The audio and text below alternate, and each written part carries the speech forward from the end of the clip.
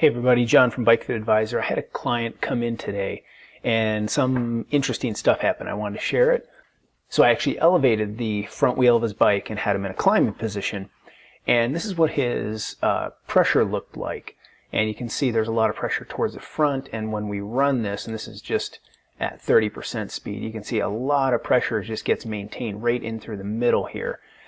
And he was having some actually having some numbness on the bike. And the interesting thing here was, as you can see, this is only when he was climbing. Here's his pressure just when we had him pedaling in a flat sort of setup. He really has most of it back here, good solid pelvic motion here, not much pressure here in the middle, and none extending really further forward into the nose. All good, but again, we come back, we look at climbing pressure, and it drifts all the way forward. So let's look at those two side by side. We can go from here to there, and you can really see the difference there. Okay, so this isn't super common, but it actually does still happen with some regularity. Your saddle feels great, and you have no problems when you're riding, even for extended periods, on flats or even some rolling terrain. But when you go uphill, some people will really struggle with saddle numbness. Now, why is this? What would cause this to happen? Well, there's three reasons why this could happen. It could just be the combination of the change in angle of the bike, which then makes you lean your torso forward over the bike, which changes the angle of the pelvis. There's not a whole bunch that can be done about this. We don't really want to artificially change our posture, but it's important to understand that this happens.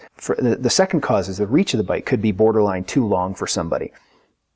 And on the flats, it's no big deal, but when you ask for more force production from the body, and the position is just a hair too long to be as powerful as needed, the rider then slips forward on the saddle. And so they might move from their normal sitting position back here on the saddle, and they might just barely slip forward to a narrower portion on the seat. The third thing that could happen is some riders, even if the bike is not too long, they'll just naturally slip forward. So this sliding forward can happen even when the reach of the bike is perfect. So what was happening with this client? Actually, he was slipping forward. The bike was not too long, however, I don't think. We tested a few other things and came to the conclusion that the reach was fine. But he was going from, his saddle pressure was back here and slipping forward, and then that tilted his pelvis forward and put pressure through the hair. The problem for him was this was the saddle he had on the bike. This is what we had tested him out with originally.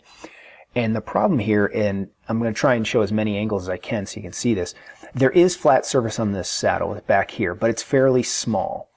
It tapers pretty aggressively off the side here, and so this is where he's safe.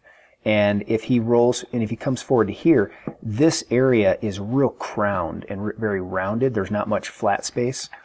And so it also just gets a little bit narrower, which is kind of typical, but with this crown, it magnifies things. And if we look at the saddle, it's very flat through here. Okay, it's a very flat through the crown of the saddle, through the center of the saddle. So what did we do? Actually, we tried him on just a different saddle, and that was the case where we didn't need to shorten the reach of the bike. I didn't think that was the problem. Just by changing the reach of changing the type of saddle he was sitting on, we changed to this. This is the Pro Logo Scratch 2, and you can see a video I just did about this. I'll put a link up in the top right corner. This is actually one of my kind of favorite saddles, and the reason I chose this saddle is it has a very similar shape. It's tapered through the sides here. That's kind of hard to see when it's black. Let's do this.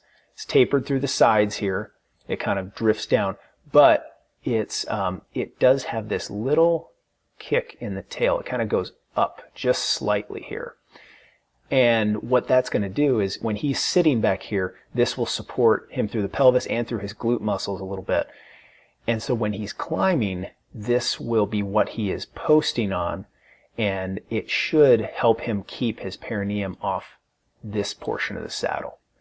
And so let's take a look. When we put him up, let's take a look at his pressure. Here is his pressure through that scratch saddle. Now it's a little firmer saddle. He was getting used to it, and this actually improved, but you can see the pressure on the sit bones actually increased. And his saddle pressure sitting still looks really good. But then we go to the climbing,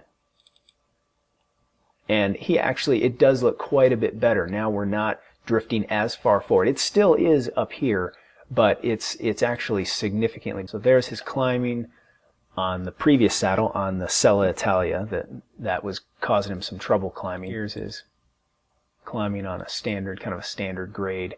We can see we're doing quite a bit better here. So in this case, it was just a matter of changing his saddle. We didn't have to change the reach of his bike or anything like that, but the new shape of this saddle, I think, should give him a better chance of not only being comfortable on the flats, which he had before on the Sella Italia, but now with the little kick up in the back of that Pro Logo saddle, I think he should be able to unweight the perineum when he's climbing as well. So I thought that was interesting. I just wanted to share it with you guys. I'll be back in a day or two here with another video. I already have one planned out, and so I will see you then. Thanks, everybody.